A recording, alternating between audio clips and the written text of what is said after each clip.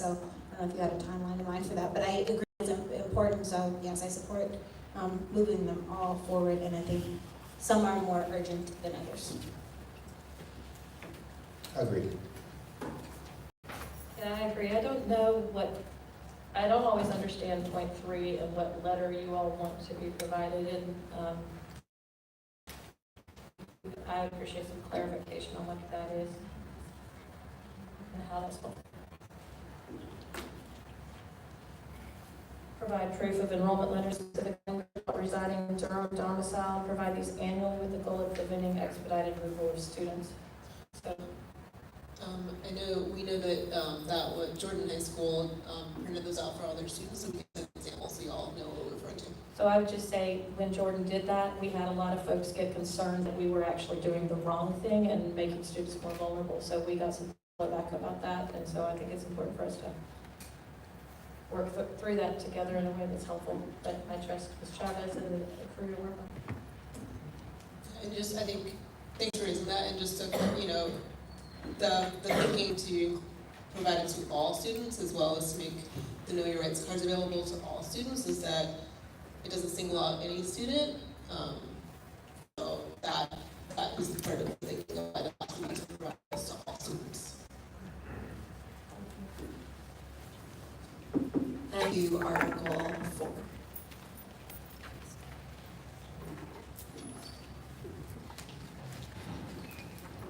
My name is Angelique Tarstone. I am the cafeteria manager at Hillside New Tech Middle College, DPLC, and New Direction. Are you tired yet? I am.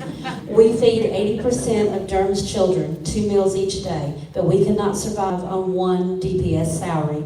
Classified workers are being asked to do more and more, like feeding additional schools, without extra pay. It is time for classified staff to be paid fairly based on important work they do. Employees are burnt out because they work more than one job and struggle to pay bills. These are concerns that are felt by many classified employees, even me. Uncertainty is not the way to live. It causes stress and causes serious health problems.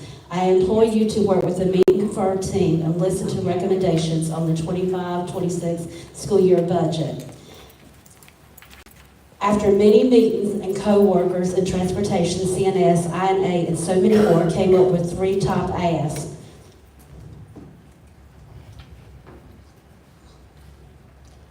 Our asks are local increases for all classified staff next year, a minimum of 2% step increase, no freezing classified pay. Retention bonuses are needed by all classified employees, whether they are new or veterans. We need to keep the employees we have. What is it good to hire new employees if we lose our experienced, dedicated employees by not showing them and hearing them and appreciating them for the hard work they do every day? In closing, to recap, will you take action and implement this article before the end of the school year?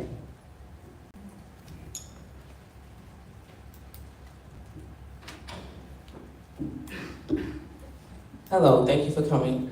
My name is Kelly Mumford, and I am an ECIA in the program. I am an IA representative on the Meet and Confer team. I've been an educator for 23 years. The past 2 years have been here in DPS. I am here representing my classified staff as well on article number 4. We are struggling. Most of us need more than one job to survive. Even my co-workers like myself, we have done the job for decades, can't pay our bills. That's why I'm really excited to collaborate with you and the district leadership on how to fix the classified salary schedule, to make sure our years of experience are valued. Our most experienced educators need to be valued, or they will continue to look for jobs elsewhere, and our students will suffer. Right now, the salary schedules are hard to understand and are constantly changing and barely go up each year. Our students deserve high-quality, experienced educators and that are dedicated to the job. We deserve this. We deserve to have a say in our working conditions and to be paid a living wage. So, do you know how much it would cost for a 2% raise? Why should classified staff have to wait for the state if certified staff doesn't have to wait?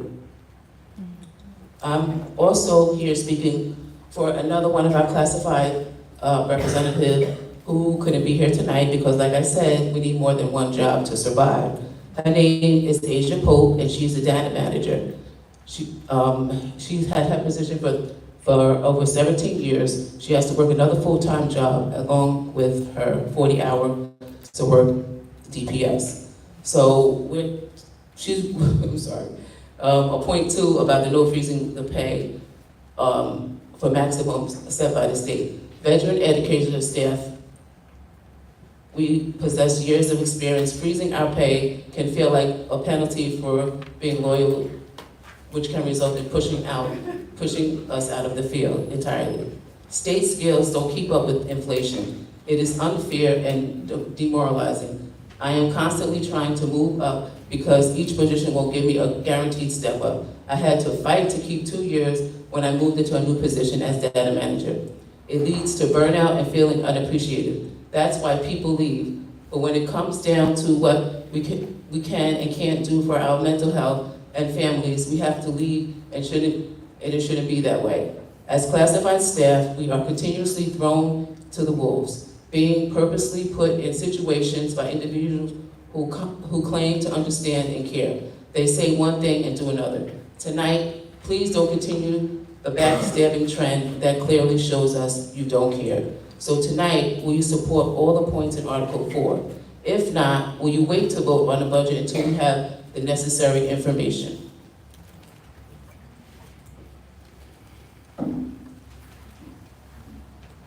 Thank you so much for presenting that.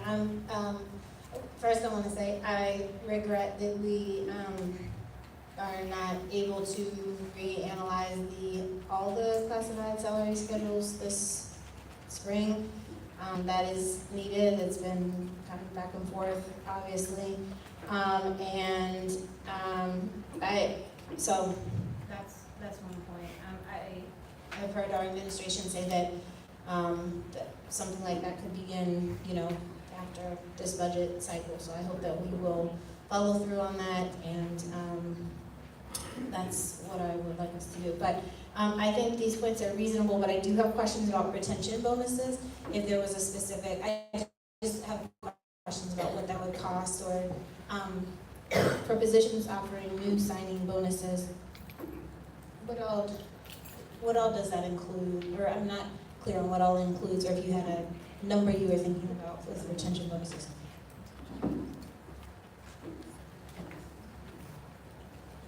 We don't have an exact cost for those retention bonuses. That would be something that if we had more information about the budget that we could collaborate on. But we know when we spoke to thousands of staff across the district that was something that was that came to mind as a way to support staff and as a way to attract new staff.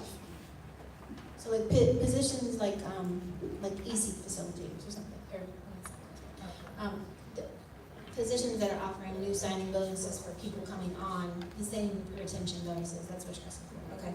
I want more information about that, so I understand you all don't have all the information, but would like to know, exactly what that would cost. But I agree with the spirit of it, which is that retention is important and not just, cycling through people, so, and the other two, I support those.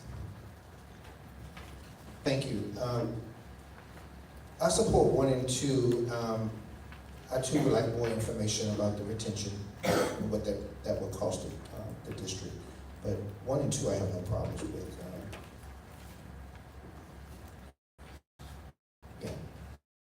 So 1 and 2 is fine.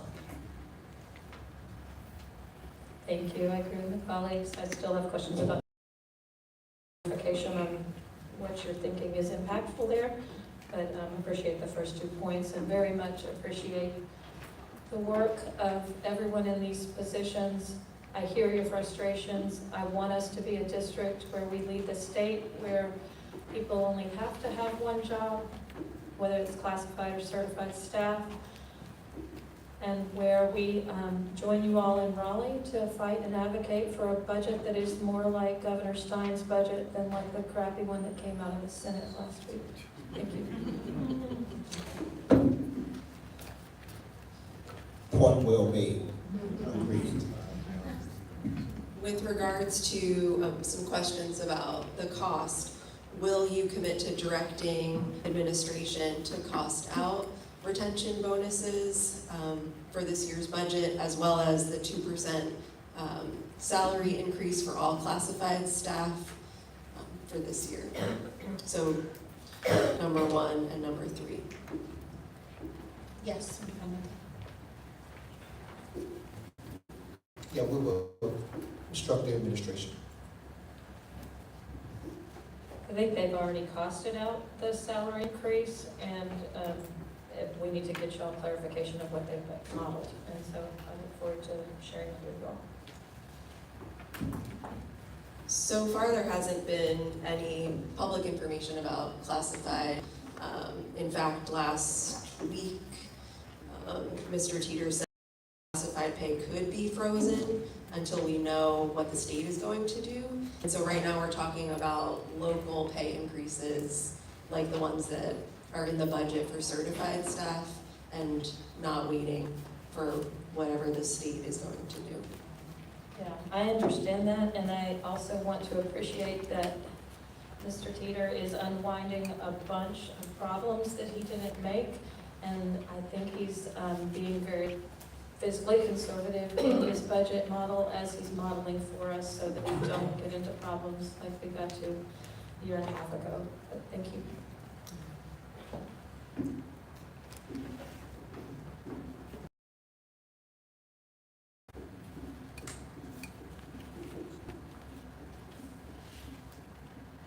And just one more point on that with the classified pay, that last year the same thing happened with waiting until the state decided their budget, which, as you know, comes several months already into the school year.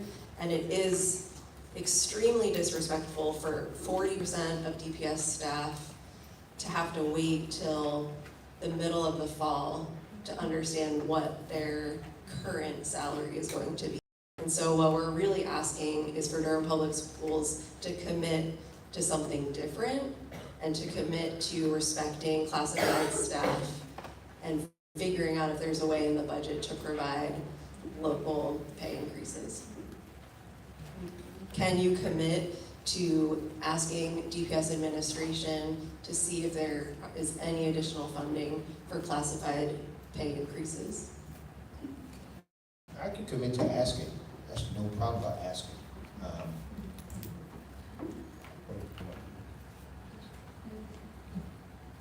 What do you mean about like additional funding from, like, In the budget, well, like Oh, if there for the is budget. money in the budget that could be used for classified pay, or for asking for additional funding for classified pay? like if there is, just to be really clear, what?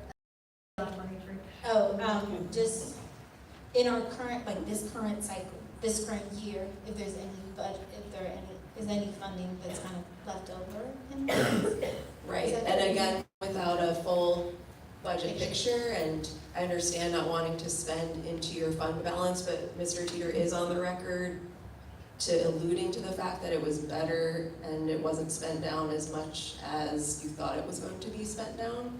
So, right now there's $2.2 million in the proposed budget for certified pay increases. So seeing if there is an equal amount or more for classified staff increases. Yes, yeah. Yeah.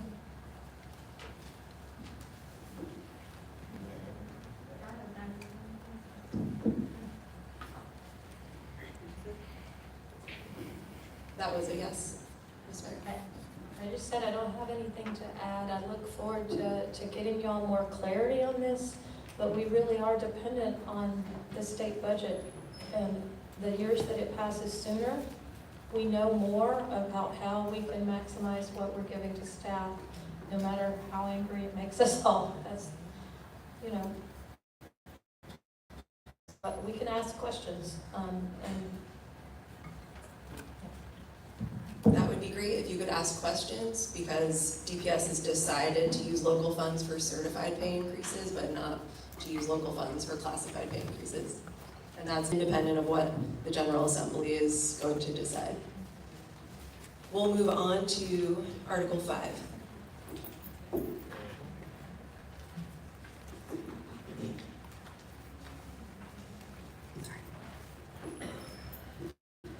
Thank you. You can turn to Article 5 and it's on the screen. I got my notes. I'm gonna be speaking to this because one of our representatives could not get back in time for the meeting, Sonia Lopez. And you all have heard about this before and have a lot of information from the social workers, and just want straight to the questions. So there are 3. Lewis's proposed budget includes extending master's pay to social workers, but not to everyone who would have qualified before 2013. So if you see in our article, we listed a couple of those positions that also were excluded this year. This is not a complete list. But the first question is, will you commit to extending it to everyone who would have qualified before 2013, which was what we all thought, and I think that you all thought last year. So that's the question, first question. So, I've been a long-time advocate of master's pay, and I apologize for all the ways that the master's pay rollout was not clear and that people were impacted. I, as an advocate for master's pay, am really struggling with this proposed $1.4 million extra in the budget when I'm wrestling with things like classified pay and bus driver pay. And I want to be clear, and honest about that. And that's why I've asked for more information. You heard us all ask for more information. We are only the second district in North Carolina to restore master's pay, and I want us to be in line at least with Wake.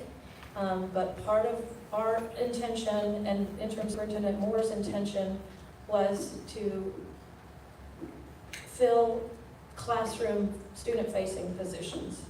And so I have some questions about how we should do that, and if the 10% bump is too much, and if we split it amongst the same amount amongst more people. I have just a lot of questions about how we're going to be able to continue to maintain master's pay in Durham if it is not picked up by the state.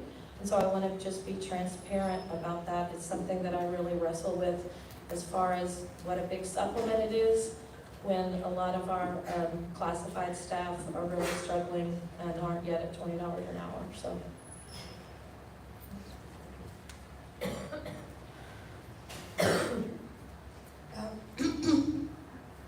In short, yes, I support equalizing master's pay, and I think having some kind of standard threshold, like what people have qualified in 2013, makes sense. I have been asking for a comprehensive list of all the positions, and I haven't seen that yet. That's one of the things I hope to see this week, that would be covered by master's pay, because I keep seeing like a lot of examples, but I'd like to see every single position that would be covered. And I know that some positions are, it's my understanding, some certified positions are paid more because they have to have a master's. So I just want clarification on those positions. I also agree with some of the concerns that Natalie was raising about how we will sustain this and competing priorities. And I do think, while I want to see us fully reinstate master's pay, that looking at a lower percentage for everyone who qualifies equally is something we should consider. Last year when we had to do our priorities, I think master's pay was actually, even though I think it should be consistently applied and I think we should have it, it was a lower priority than classified pay for me. So I think I'm very concerned with like what you were talking about with the classified pay stuff. Yes, I think it should be equalized, and I think we should have done that this year too. Thank you. I'm a proponent of master's pay for everyone. I've been very clear on that. However, as we're looking at just giving it to one person. I do have some concerns of just giving it to just social workers, and I want to give it to the ones that are listed here. However, I know that social workers, from what I understand, because I wasn't on the board when this first started, the confusion of all of this, but I know that social workers, when I was at Hillside, social workers thought that they were included in it. But I do think that everyone should find a way to be funded, but I am concerned about, are we able to sustain it after this is over? That's my concern, and depending on what the state decides to do. So I would encourage us to continue that fight with the state for master's pay, because I don't know if we can sustain it, but I do support it. So just to follow up,